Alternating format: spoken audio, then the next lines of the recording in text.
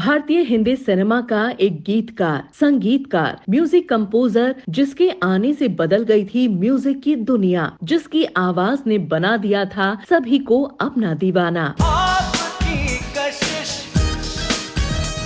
इनके संगीत का जादू ऐसा जिसको सुनकर इंसानों के साथ साथ भूत भी खींचे चले आते थे। इनकी डिमांड इस कदर थी कि इनको सभी फिल्म निर्माता अपनी फिल्म में गाना गवाना चाहते थे, जिसके लिए सभी कर रहे थे इनकी एडवांस बुकिंग। झलक दिखला जा, एक बार जा, जा, जा, जा, जा। इतने फेमस और डिमांडेबल सिंगर को क्यों एक दूसरी बहुचर्चित सुरों की रानी फीमेल गायिका इनको थप्पड़ मारना चाहती थी। संगीत में इतना नाम, इतनी शोहरत पाने वाला ये गायक कभी संगीतकार बनना ही नहीं चाहता था, लेकिन किस्मत की लकीर ले आई इनको बॉलीवुड में। और हिंदी सिनेमा को एक से एक बढ़कर गीत देने के बावजूद क्यों इन पर नाक से गाने का लगा था आरोप।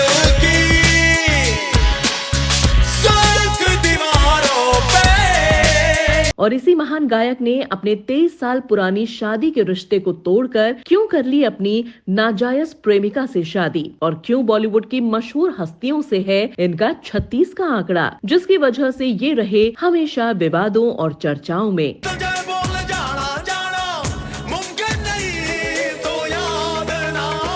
आज अपने इस शो में हम बात करने जा रहे हैं एक ऐसे एक्टर, सिंगर और म्यूजिक कंपोजर की जिसने अपने संगीत के दम पर देश विदेश में अपनी एक अलग पहचान बनाई। ये हिंदी सिनेमा के एक ऐसे इंसान थे जो फिल्म के लिए गाने भी खुद लिखते थे, उनको गाते भी खुद थे और उनको कंपोज भी खुद करते थे। इनके इस मल्टी टैलेंट काम की वजह से दुनिया में इनको जाना गया हिमेश रेशमिया के नाम से।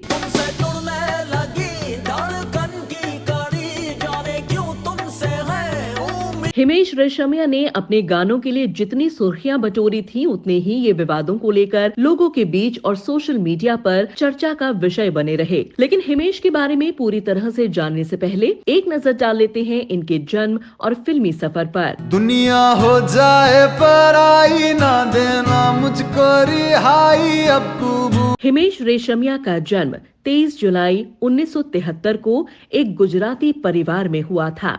इनके पिता का नाम विपिन रेशमिया है, जो एक मशहूर संगीत निर्देशक रहे हैं। इनकी मां का नाम है मधु रेशमिया। हिमेश रेशमिया के 2 भाई थे, लेकिन 12 साल की उम्र में इनके भाई का दुर्घटना में निधन हो गया था, जिनकी कमी को हमेशा वो याद करते हैं।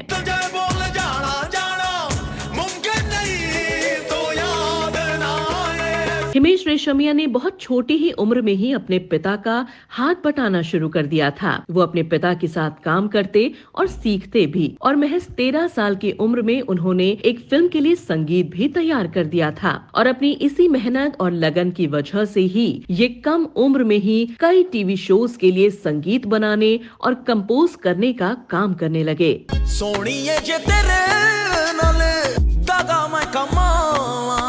साल 1990 में हिमेश रेशमिया के पिता सलमान खान को लेकर एक फिल्म बनाने जा रहे थे। फिल्म का नाम था युवा, लेकिन किसी कारणवश ये फिल्म बन नहीं पाई। लेकिन इस फिल्म के लिए हिमेश रेशमिया ने 14 साल की छोटी सी उम्र में उस फिल्म के लिए गाने गाए थे। और जब इन गानों को सलमान खान ने सुना तो वो हिमेश रेशमिया से काफी प्रभावित हुए और उनको अपनी फिल्म में जल्द ही ब्रेक देने का वादा किया।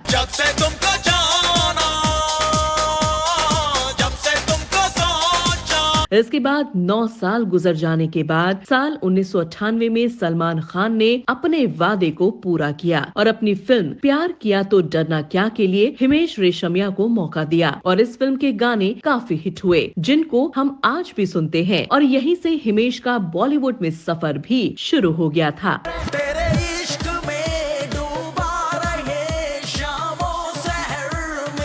इसके बाद हिमेश ने सलमान खान की फिल्म बंधन, हेलो ब्रदर, दुल्हन हम ले जाएंगे, तेरे नाम जैसी सफल मूवीज के लिए संगीत बनाया। लेकिन हिमेश रेशमिया ने फिल्म हमराज में जो संगीत दिया, उसने हिमेश को बॉलीवुड में काफी मजबूत कर दिया। इस फिल्म की कामयाबी और संगीत ने हिमेश को बेस्ट म्यूजिक डायरेक्टर का उनका पहला फिल्म फेयर अवार्ड भी दिलाया।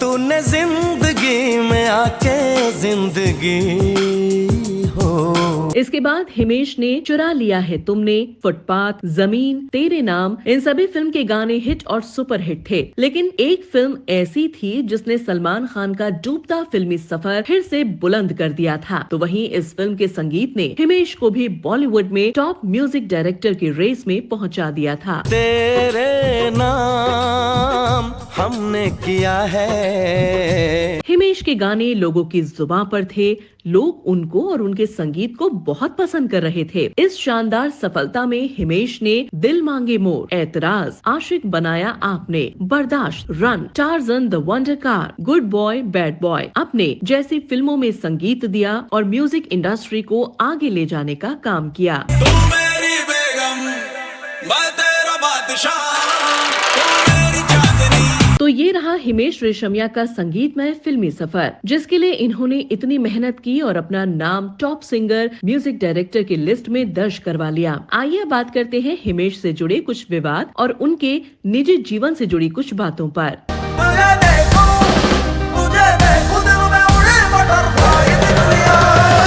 हिमेश रेशमिया अपनी जिंदगी में कभी भी एक सिंगर नहीं बनना चाहते थे, लेकिन उनके पिता की तमन्ना थी कि उनका बेटा बॉलीवुड में बड़ा सिंगर बने। पिता की तमन्ना को पूरा करने के लिए हिमेश ने सिंगिंग में कड़ी मेहनत की और साल 2005 में वो आशिक बनाया आपने फिल्म से लोगों के बीच पहुंचे। उनकी मेहनत रंग लाई और इस फिल्म के गाने और हिमेश की आवाज ने अपना जादू कर दिया। इस फिल्म के गानों ने रिकॉर्ड तोड़ कमाई की और उस साल के सबसे फेमस सॉन्ग्स बन गए।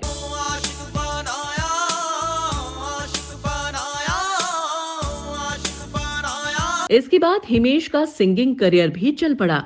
लोग हिमेश की आवाज को और सिंगिंग के मुकाबले ज्यादा पसंद करने लगे और इसी कामयाबी की कड़ी में हिमेश ने अक्सर 36 चाइना टाउन, हमको दीवाना कर गए, फिर हेरा फेरी, आपकी खातिर, नमस्ते लंदन, वेलकम जैसी कई फिल्मों में संगीत के साथ साथ अपनी आवाज भी दी। हिमेश का संगीत वो नाम बन गया कि फिल्म निर्माता हिमेश को एडवांस में बुक करने लगे। हिमेश का जलवा ऐसा था कि हिमेश ने 10 साल की एडवांस बुकिंग कर ली फिल्म निर्माताओं के साथ।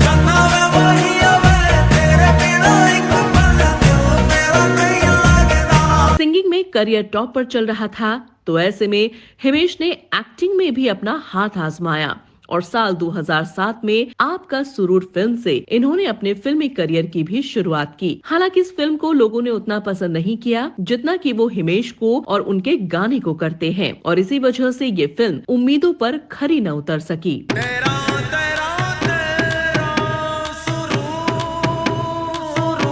इस फिल्म के बाद हिमेश कर्ज, रेडियो, कजरारे, खिलाड़ी 786, तेरा सुरूर, हैप्पी हार्डी एंड हीर जैसी फिल्मों में एक्टिंग करते हुए नजर आए। लेकिन एक्टिंग में किस्मत ने उनका साथ नहीं दिया और हिमेश बतौर एक्टर सफल न हो सके। दर्द दिलों के कम हो जाते।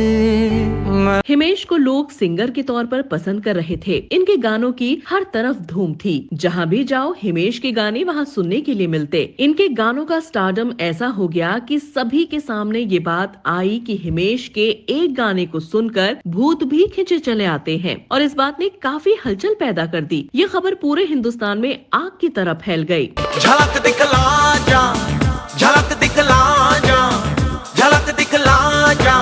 कई लोगों का मानना था कि हिमेश का गाना झलक दिखला जा को सुनकर भूत भी आकर्षित हो रहे हैं। जैसे जैसे ये बात लोगों को आगे पता चल रही थी, लोग इस गाने को सुनने में डरने लगे और इस खबर पर और विश्वास तो तब बढ़ गया जब गुजरात के गांव में 25 साल के युवक ने ये गाना सुना और वो युवक अजीबोगरीब हरकतें करने लगा, जिसे देखकर वहाँ के लोग काफी डर गए, जिसका बाद में मेडिकल ट्रीटमेंट चला था। लेकिन अब वो युवक कैसा है, इसकी कोई पुख्ता जानकारी हमारे पास नहीं है। एक बार जा जा जा जा जा, एक बार जा जा।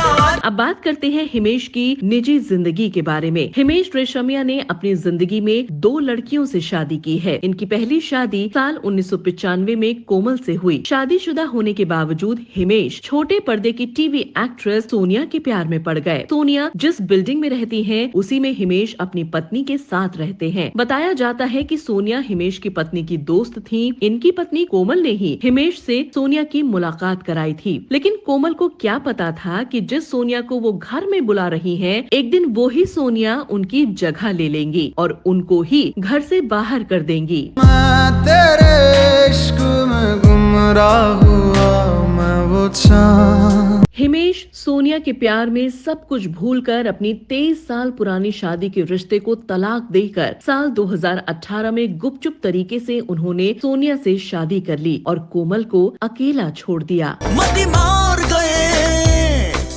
मार गए मतवारे गजरा कर। जहां अब इनकी पर्सनल लाइफ थोड़ी डिस्टर्ब रही तो वहीं इनका विवाद दूसरे बड़े सिंगर सोनू निगम से हो गया। एक बार किसी शो में हिमेश ने सोनू निगम के लिए ये बोल दिया कि सोनू निगम के पास काम कम है और वो आजकल छोटे स्टेज पर काम कर रहे हैं। तो वहीं इसके बदले में सोनू निगम ने हिमेश के लिए ये कह दिया कि हिमेश कामयाबी के नशे में पागल हो गए हैं और मेरी तुलना हिमेश के साथ करना मेरा मजाक या फिर बेइज्जती होगी। जिसके बाद ये आज तक इन दोनों सिंगर्स के बीच जुबानी जंग जारी है। ओ साथिया वे, ओ बलिया वे, समझो ना। सोनू निगम के साथ विवाद चल ही रहा था कि इसी बीच इनका विवाद मशहूर गायिका आशा भोसले जी के साथ हो गया। दरअसल एक म्यूजिकल शो के दौरान हिमेश के गाने नाक में गाने को लेकर किसी ने कुछ बोल दिया तो हिमेश ने भी पलटवार करते हुए कह दिया कि आर.डी. बर्मन भी नाक से गाते थे, लेकिन उनके बारे में तो कोई कुछ नहीं कहता। ये बात सुनकर आशा भोसले को गुस्सा आ गया और वो बोली कि उनका मन है कि वो हिमेश रेशमिया को एक थप्पड़ लगाएं। मामला बढ़ते देख हिमेश ने आशा भोसले से माफी मांग ली और इस बात को यहीं पर दबा दिया गया। तेरी मेरी ये विवाद शांत हुआ तो ये फिल्म निर्माता बोनी कपूर के साथ एक नए विवाद में फिर से फंस गए। ये विवाद एक गाने को लेकर हुआ। दरअसल हिमेश ने बोनी कपूर की एक फिल्म मिलेंगे मिलेंगे के लिए एक गाना तैयार किया, लेकिन हिमेश ने इस गाने को अपनी फिल्म में इस्तेमाल कर लिया। बोनी कपूर का कहना था कि ये गाना उनकी फिल्म का था, लेकिन हिमेश ने कहा कि ये गाना उन्होंने कभी बोनी कपूर को सुनाया ही नहीं। जिसके बाद ये विवाद कोर्ट में चला गया और उस गाने की वजह से हिमेश और बोनी कपूर के बीच काफी तनातनी बनी हुई है। अखियों से नदियां सारी आज बह दे। हिमेश रेशमिया के गानों से अगर सबसे ज्यादा किसी को फायदा हुआ है तो वो है एक्टर इमरान हाशमी, क्योंकि हिमेश के जितने भी टॉप सॉन्ग्स बने वो सब इमरान हाशमी के ऊपर बने। तो कहा जा सकता है कि हिमेश रेशमिया ने इमरान हाशमी के फिल्मी सफर को टॉप पर पहुंचाने में काफी मदद की है। अफसाना बना के भूल ना जाना, दीवाना बना। बहरहाल समय गुजरा और अब हिमेश के संगीत का जादू कम होने लगा है, क्योंकि अब लोग अरिजीत सिंह जैसे सिंगर्स को ज्यादा पसंद करने लगे हैं और हिमेश अब कुछ नया संगीत नहीं दे पा रहे थे। जाए जाने कहाँ, ना मुझको खबर, ना तुझको पता।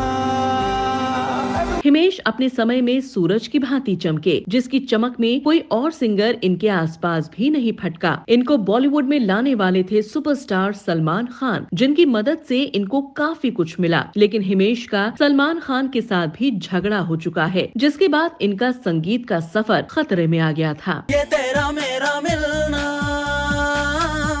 यूं दिलों का खिलना। दरअसल हुआ यूं कि सलमान खान एक म्यूजिकल शो में अपनी फिल्म का प्रमोशन करने गए। वहां हिमेश शो के जज थे। सलमान ने वहां हिमेश की टांग खींचते हुए एक गाना गाने के लिए कहा, लेकिन हिमेश ने सलमान खान को गुस्से में ये बोल दिया कि मैं उठाए हुए गाने नहीं गाता हूँ। ये बात सुनकर सब चौंक गए। पेश उठा लेगा गाना भी।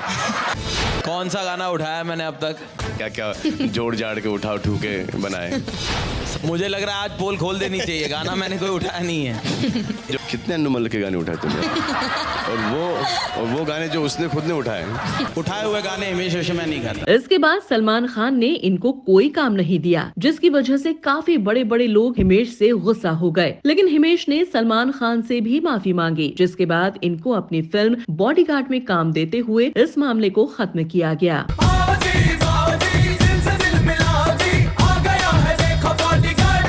हिमेश रेशमिया वो सिंगर हैं जो अपने पिता की तमन्ना पूरी करने के लिए इस लाइन में आए और इतने संघर्षशील समय में अपने नाम को बनाया और एक मजबूत मुकाम हासिल किया। उनके द्वारा बनाया गया संगीत और गाने हमेशा लोगों को उनकी तरफ आकर्षित करते रहेंगे। गानों और फिल्मों के लिए शुभकामनाएं देता है।